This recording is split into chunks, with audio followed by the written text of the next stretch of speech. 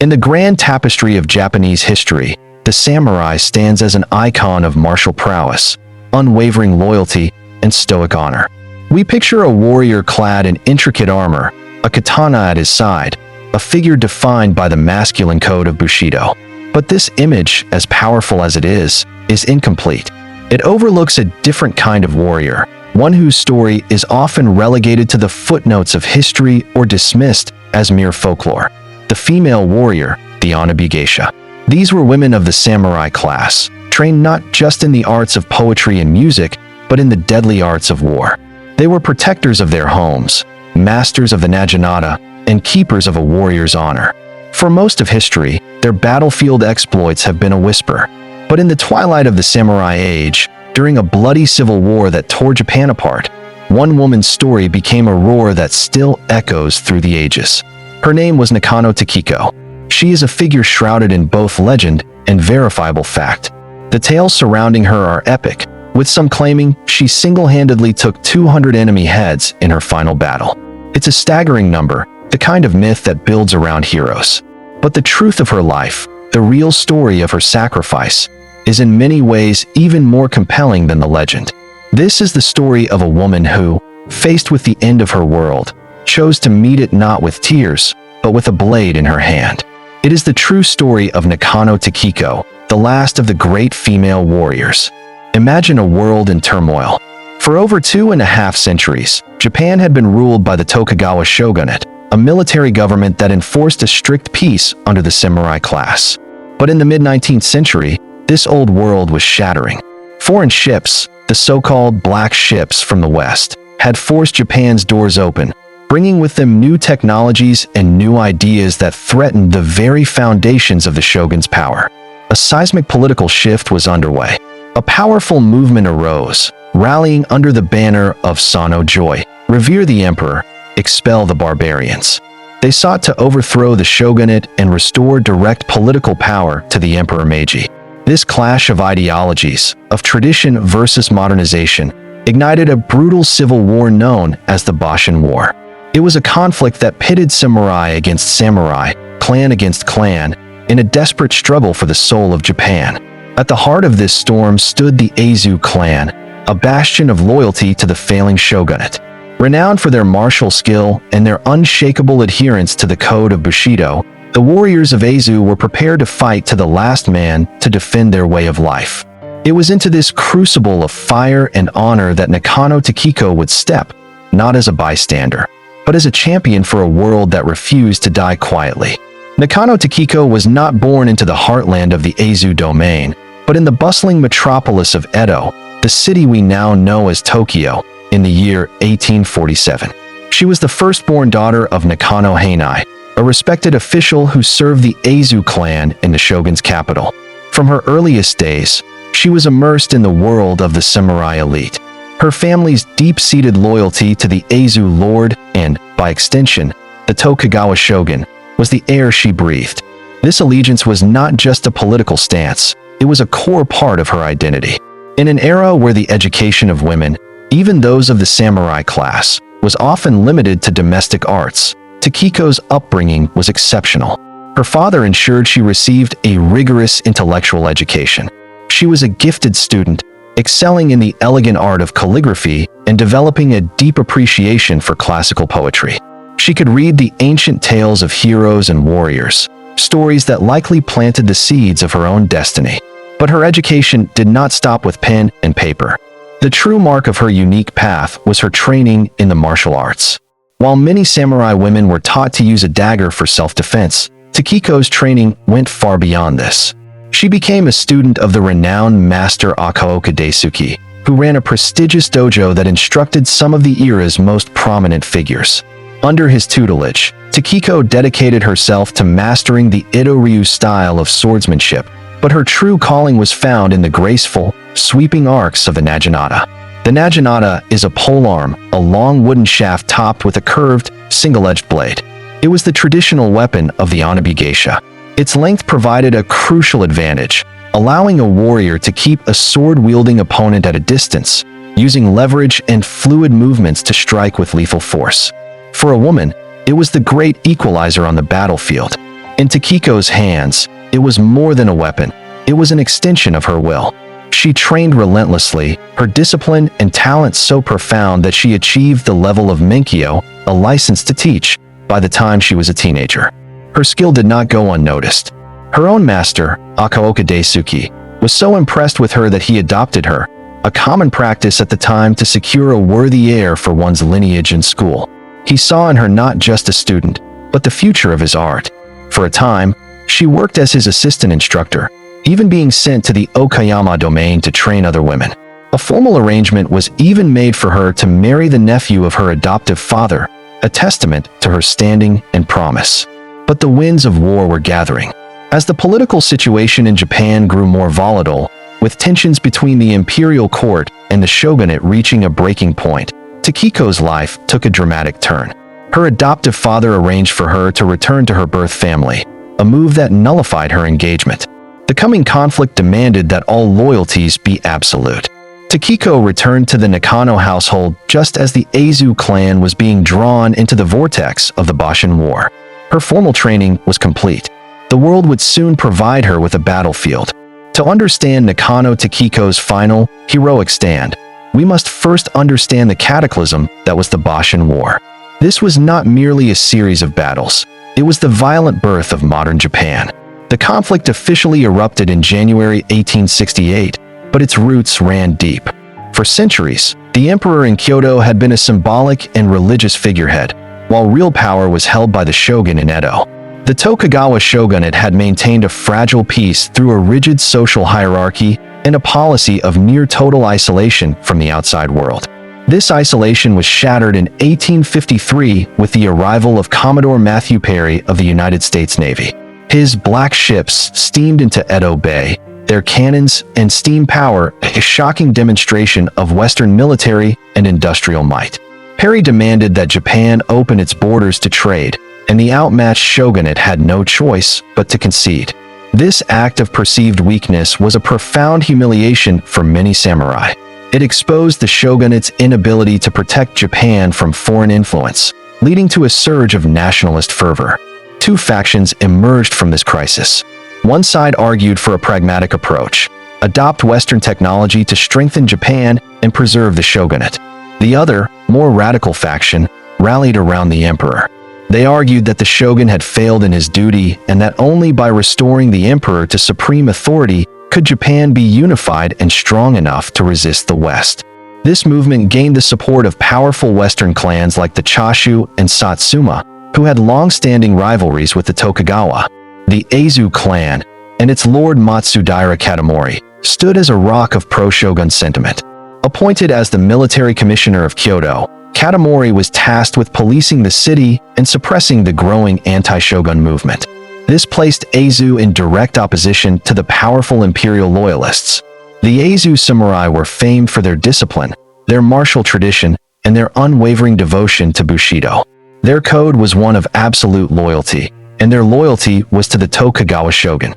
When the shogun, Yoshinobu, finally abdicated in late 1867, and the emperor declared the restoration of his own rule, the stage was set for war. The newly formed imperial army, a modernized force armed with Armstrong guns and Spencer repeating rifles, quickly gained the upper hand against the more traditionally equipped shogunate forces. Battle after battle went against the Tokugawa loyalists.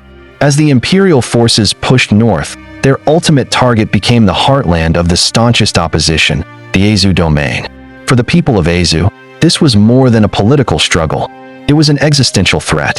They were branded as enemies of the court, a label that essentially marked them for annihilation. They knew that defeat meant the end of their clan, the confiscation of their lands, and the complete destruction of their way of life.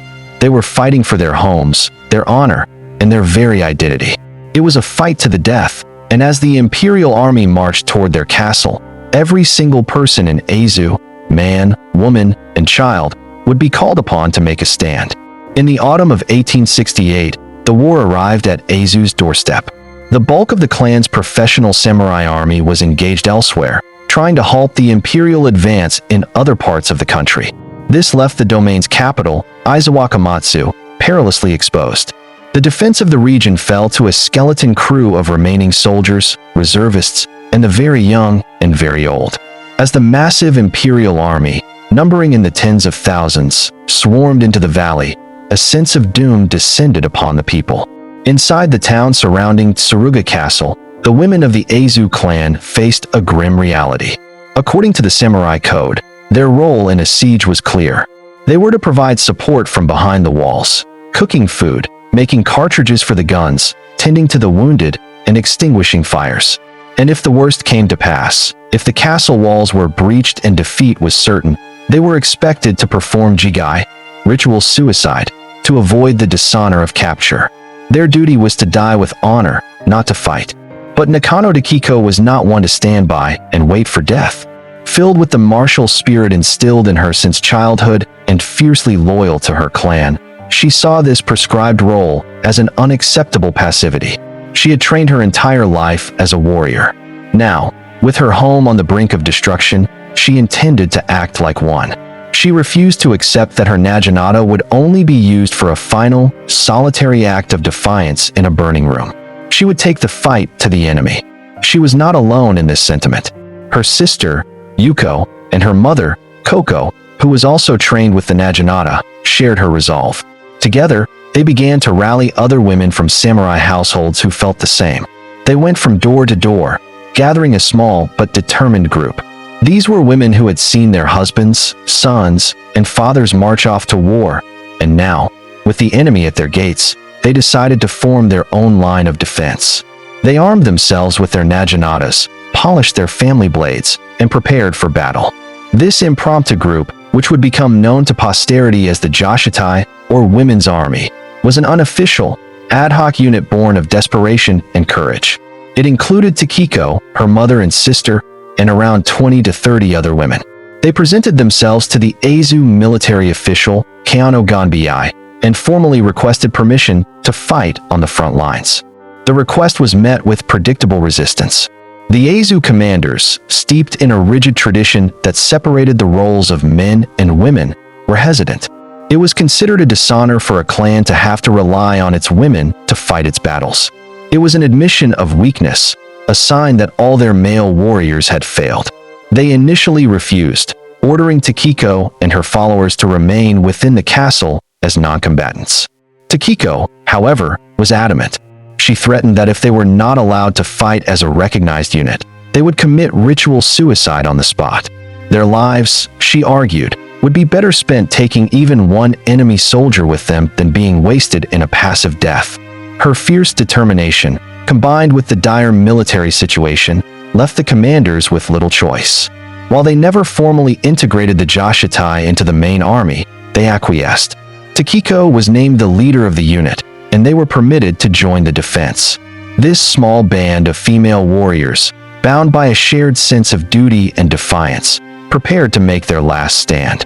The battle for Aizu had become a chaotic, desperate struggle. As the imperial forces pressed their attack, the fighting devolved into a series of fierce engagements in the streets and at the approaches to Tsuruga Castle. The Joshitai, under the command of Nakano Takeko, was deployed to help defend the Yanagi Bridge, a critical choke point on the road to the main castle gate.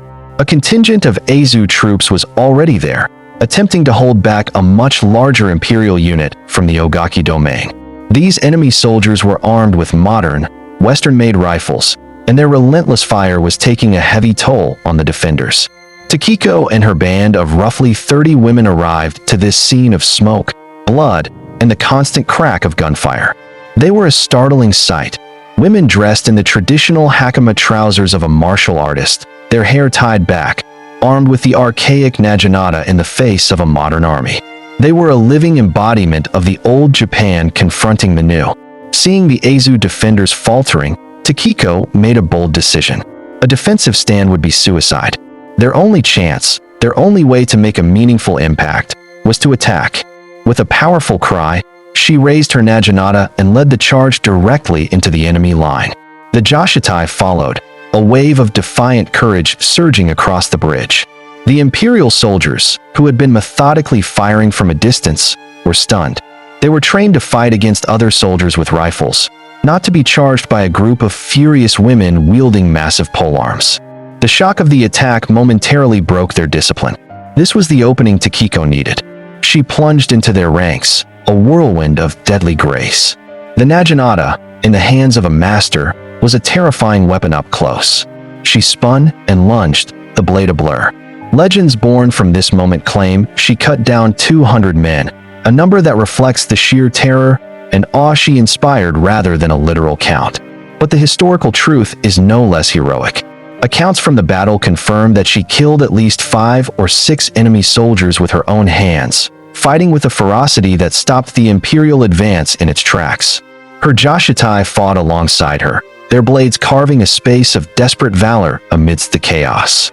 For a brief, glorious moment, the women of Aizu held the bridge. But their courage could not overcome the vast disparity in technology. As the imperial troops recovered from their initial shock, they fell back and regrouped, bringing their rifles to bear. They unleashed a volley of fire into the charging women.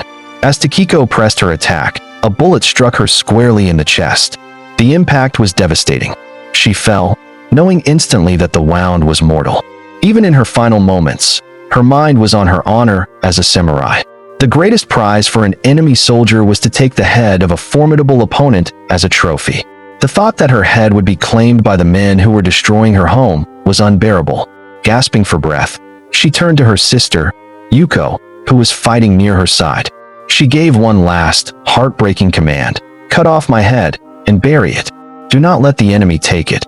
It was an act known as kaishiku, the duty of a second to end the suffering of a samurai performing seppuku. But here it was a final, desperate act to preserve honor on the battlefield. With tears streaming down her face, Yuko complied. She drew her blade and fulfilled her sister's final wish.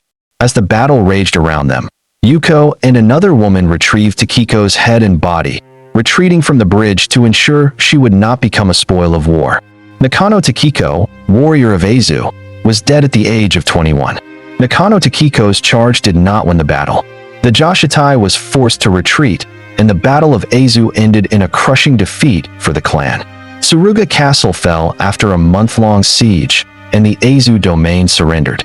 The Boshin War concluded shortly after, cementing the victory of the imperial forces and heralding the Meiji Restoration. The age of the samurai was officially over. The world that Takeko fought and died for had vanished. The legend of Nakano Takeko taking 200 heads may be hyperbole, but it speaks to a deeper truth. It captures the sheer force of her spirit and the impact she had on those who witnessed her fight. Her true story is not one of impossible body counts, but of a profound and unwavering commitment to her people, her principles, and her home in the face of certain annihilation. She was a woman forged by tradition, who stood against the tide of the future, and in her final moments, showed the world the unyielding strength of a samurai's soul.